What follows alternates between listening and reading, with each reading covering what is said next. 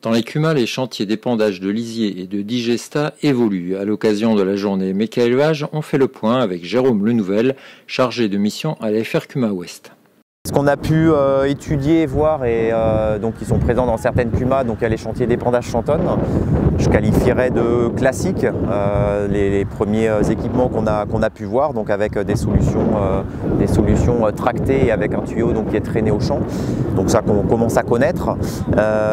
Des solutions d'épandage Chantonne, je dirais version améliorée avec par exemple des équipements comme le Quadra Ferti ou le Dua Ferti, donc qui vont permettre justement de limiter un peu cette pénibilité qu'on peut avoir dans l'épandage Chantonne, le fait de mettre en place le chantier, voilà, le Quadra ou le Dua permettent de limiter un petit peu cet aspect-là.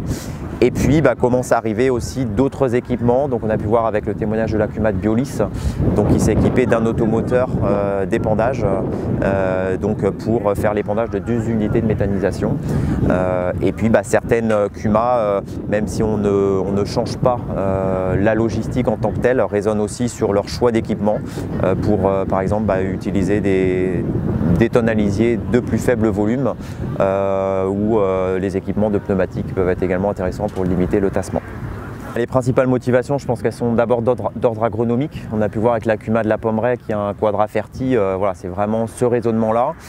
Dans un certain nombre de cas, ça peut aussi être pour l'épandage Chantonne de pouvoir épandre sur d'autres cultures que ne permettent pas la tonne à lisier, donc les céréales sorties d'hiver ou le maïs par exemple en végétation. Et puis dans un certain nombre de cas, il y a également la question de sécurité sur la route. Sécurité, effectivement, et même respect de la législation sur le pont bascule. Les tonnes classiques de grosse capacité et le tracteur qui va avec dépassent facilement la limite autorisée. Pour leur part, les automoteurs restent en règle dans la mesure où ils circulent généralement à vide sur la route.